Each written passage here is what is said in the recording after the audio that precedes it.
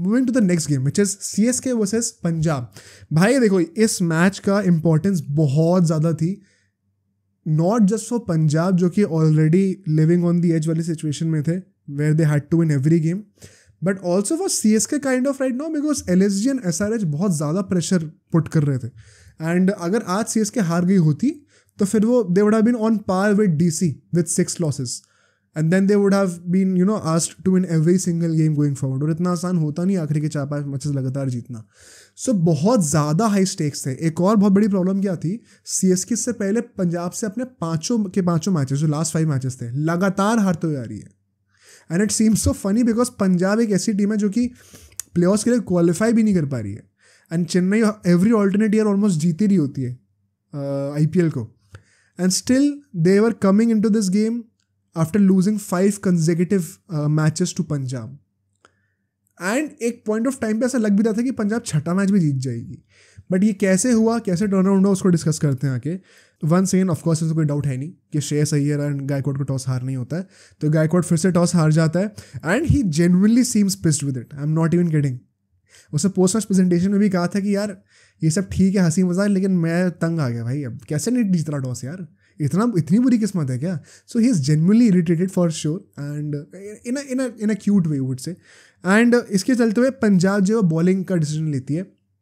Day match था, pitch की report तो भाई मतलब ताली बजा दो भाई पिच रिपोर्टर्स के लिए, बिकॉज वो कहते हैं कि भाई थोड़ा सा टिंज ऑफ ग्रीन दिख रहा है। धर्मशाला की हिस्ट्री वैसी ही रही है कि हमेशा हाई स्कोरिंग विकेट होता है। एंड आई थिंक ये कोई भी बंदा हम में से भी कोई प्रीव्यू बना रहा होता ना इस मैच का, तो घर बैठे बैठे यही बोलता। अब आप अगर वहाँ पे पिच के बगल में खड़े हो तो आपका काम क्या है, जो आप बोल रहे हो तो हम भी बोल देंगे। एक्चुअली में पिच जो है वो एकदम उल्टी थी। ये हर्षल पटेल ने बताया mainly in the mid innings break कि भाई पिच पे एक्चुअली बहुत ज़्यादा ड्राइनेस है एंड बॉल जितनी अच्छे से आनी चाहिए बैट पे उससे काफ़ी धीरे आ रही है पड़ने के बाद, पिच करने के बाद। And so that meant that it was never going to be very easy to bat on. You could probably post 180ish, but forget 250, forget 240. Once again, this is not a coincidence कि BCCI हर venue पे ऐसी pitches एकदम से बना दे रही है। अभी 2 हफ्ते पहले तक ऐसी पिचेस नहीं बन रही थी। तो in saying that I think it was still the wiser decision कि आप चेस करो यहाँ पे। Pitch eventually does get better and रात होने वाली होती है, फ्लड लाइट्स के अंडर कुछ टाइम के लिए ड्यू भी पड़ सकती है, there is always a chance. So and वहाँ पे तो पहाड़ों पे ठंड भी होती है। सो डिसीजन सही था सैम करन का एकदम। एंड अगर मैं चेंजेस की बात करूँ, पंजाब के लिए सेम था। CSK के लिए Simarjeet as an impact player आए थे बाद में, बट सैंटनर आए थे मुस्तफिजुर रहमान की जगह पे, जो कि अब IPL में नहीं खेलने वाले। That was the major change and I think it was a stellar one. मुझे पता लगता है कि सैंटनर बेचारा सड़ रहा है वो CSK के बेंच पे। वो एक ऐसा बंदा है जो कि किसी भी और फ्रेंचाइज के लिए स्टार्ट कर सकता है। तो that just goes on to show कि CSK में डेप्थ कितनी है, बट ऑल्सो कि सैंडर किस लेवल का प्लेयर है। आज तुमने उसको बॉलिंग करते हुए देखा था। मतलब चलो उसके ऊपर आएंगे, सेकंड इनिंग्स पे आएंगे। फर्स्ट इनिंग्स की बात करते हैं। पावर प्ले में 60 रन बन जाते हैं, 1 विकेट गिरता है। अर्शदीप जो है रहाणे का विकेट लेते हैं, बट वो ओवर बड़ा अच्छा था। आई थिंक 7 ही रन दिए थे उसने। उसके बाद भाई साहब फिर से लाइन पे आ गए। भाई मैं जेन्युइनली बता रहा हूँ, अर्शदीप का form is a genuine concern. I am not even kidding. Every single game he is getting beaten by a new batsman every single day। बता, ऐसा लगता है कि कोई भी आके मार के चला जा रहा है क्या, चाहे वो पावर प्ले हो चाहे डेथ ओवर्स हो। तो I will be keeping a close eye on Arshdeep और rather Punjab just for Arshdeep. I hope he genuinely regains form, because अगर कुछ मैचेस ऐसे आते हैं जहाँ पे हमें 3 पेसर्स खिलाने हैं, तो you will be basically fighting with the guys like Chahal, like Axar Patel for that third bowler role. And वो लोग भाई मतलब अक्षर पटेल तो बैटिंग भी कर लेता है, तो अगर आप उसको एज अ बॉलर रिप्लेस कर रहे हो, यू बेटर मतलब make it count. So Arshdeep Singh के लिए once again a concerning game. जो सेकेंड ओवर था अर्शदीप का, उसमें बेसिकली नहीं, सेकेंड ओवर में क्या कह रहा हूँ, अर्शदीप सिंह का सेकेंड ओवर और हरप्रीत बरार का फर्स्ट ओवर, ये दोनों जो ओवर्स थे इसमें मेजरली CSK ने कॉम्पनसेट करा है बाकी जो स्लोएस्ट ओवर्स थे उसके चलते हुए। रबाडा ने बॉलिंग की थी, वो भी अच्छी थी। अर्शदीप का पहला ओवर अच्छा था, बट देन बरार का जो ओवर आया एंड अर्शदीप का सेकंड ओवर जो था, इसमें लोगों ने रन्स को पूरा कॉम्पनसेट कर दिया, तभी जाके 10 रन पर ओवर की रन रेट से इन लोगों ने 60 रन बनाए पावर प्ले में, वरना ओवरऑल इतने रन बनने वाले नहीं थे। ऐसा नहीं था कि थ्रू आउट हर ओवर में ये लोग अच्छे अमाउंट ऑफ रन मारते जा रहे हैं, इक्वली डिस्ट्रीब्यूट कर रहे हैं। 2-3 ओवर टारगेट करे थे इन लोगों ने बड़े, एंड उसमें जितने रन आने थे आ गए। इंटरेस्टिंगली यहाँ पे डैरेल मिचेल को 1 डाउन भेजा गया था, and this is something that I don't like about CSK this season. Why are they experimenting so much? CSK is known to be that team जो कि एक कॉम्बिनेशन पकड़ के, एक ऑर्डर पकड़ के उसको एंड तक बैक करते हैं, टू द पॉइंट कि इवेंचुअली सब परफॉर्म करना शुरू कर ही देते हैं. इतनी सिक्योरिटी होती है उनके दिमाग में. ये इतना ज़्यादा शफलिंग चेंजिंग का क्या रीज़न है मेरे को समझ में नहीं आ रहा personally. And if this is Gaikwad's decision then I don't appreciate this captaincy. I think second innings में कैप्टनसी बहुत अच्छी थी, बट ये जिसका भी डिसीजन है, चाहे वो धोनी हो, चाहे गायकवाड हो, चाहे CSK की मैनेजमेंट हो, आई think it was not paying off. They did underscore, ये फैक्ट है. इन्होंने बैटिंग अच्छी नहीं करी है. एंड डैरेल मिचेल सरप्राइजिंगली आज आई think it was one of his best innings. आज बहुत ज़्यादा लय में लग रहा था, बॉल अच्छी हिट कर रहा था, क्लीन हिटिंग कर रहा था. But then 6th to 10th over की बात करते हैं, इन 4 ओवरों में गेम पलट जाता है फिर से. क्यों? क्योंकि यहाँ पे 3 विकेट और गिरते हैं, बट सिर्फ और सिर्फ 19 रन और आते हैं. जहां हम लोग देखते हैं कि मिडिल फेज में 40-50 रन आ रहे हैं, सिर्फ 19 रन हो रहे हैं. And once again Rahul Chahar Gaikwad को तो आउट करता है, सो करता है, शिवम दुबे को फिर से पहली बॉल पर आउट कर देता है यार. Shivam Dube once again world का स्क्वाड कर्स चल रहा है, कुछ तो सीन है. देखो once again I have always said this कि जब भी कोई बंदा 1-2 बॉलों के अंदर आउट हो रहा होता है, नेवर जज him because he has not given you enough sample size, enough database for you to जज him. So never make that mistake. जब वो पूरा नहीं खेलता तो अच्छा ही खेल रहा होता है. Just a couple of bad games, let's hope he regains some rhythm. But in 2 wickets के चलते हुए गेम एकदम से चेंज हो गया. फिर डैरेल मिचेल भी आउट हो गया था उसी टाइम पे. And then you are wondering कि यार यहाँ से शायद फिर से चोक कर देगी क्या CSK, फिर से पंजाब एक मिरेकल पुल ऑफ कर लेगी. बट देन वहाँ से चीज़ें थोड़ी सी चेंज होनी शुरू होती हैं. अगले 5 ओवरों में सिर्फ एक और विकेट गिरता है एंड 38 रन और आते हैं. ना ऑल्दो 38 रन बहुत ज़्यादा है नहीं, it is not even 8 run an over.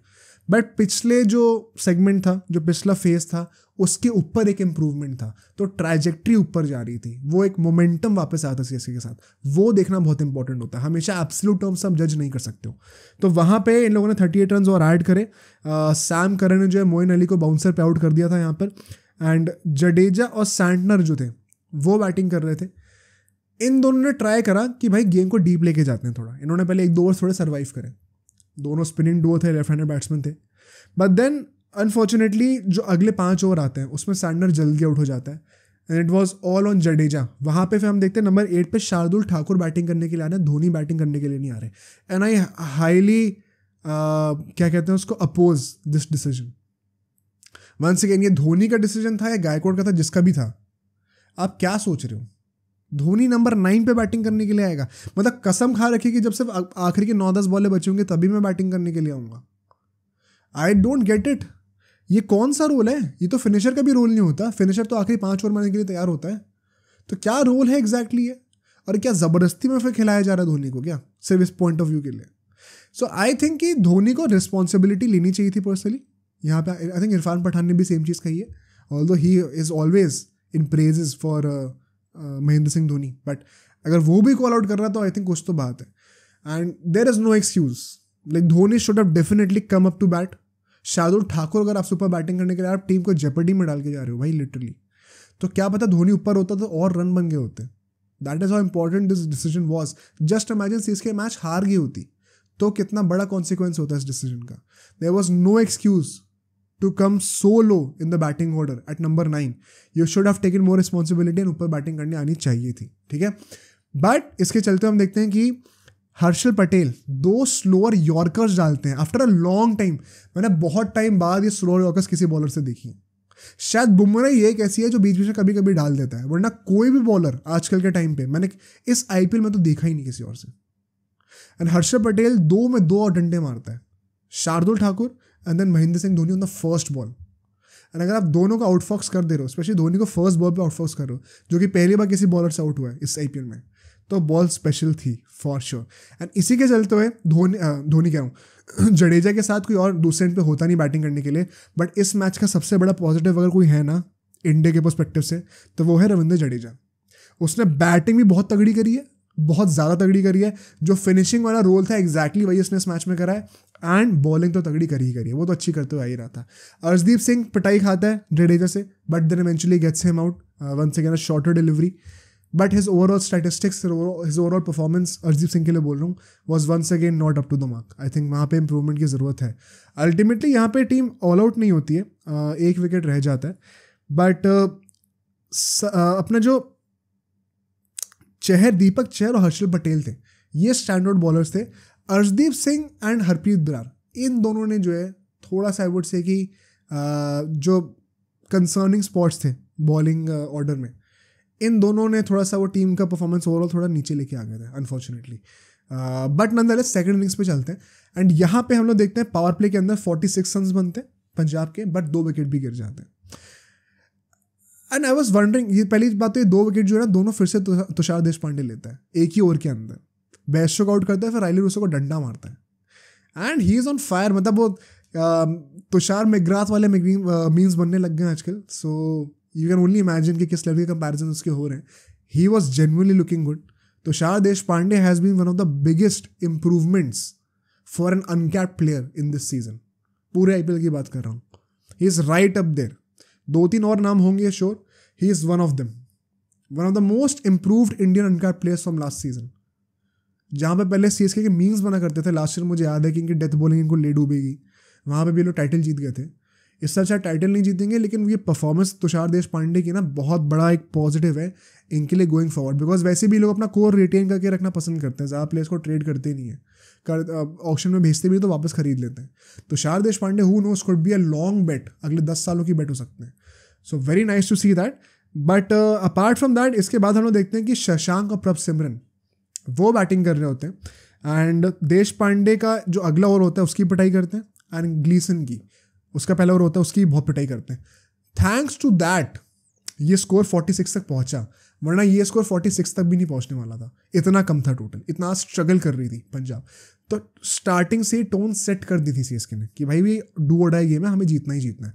And यहाँ पे क्रेडिट जाता है गायकवाड़ की कप्तानी को, जिस तरीके से उसने बॉलर्स रोटेट करे, सही मैचअप्स लेके आया, गेम को किल ऑफ करने का सोचा. ये नहीं कि गेम को फालतू में एक्सटेंड कर रहे हैं, जो कि kind of you would say कि हार्दिक पांड्या ने मुंबई के साथ किया था अगेंस्ट KKR, जब उसने बुमराह को बचा के जो है गेम को एक्सटेंड कर दिया था. आई थिंक वो गलती गायकवाड़ ने नहीं करी. ये अच्छा लगा मुझे देखकर.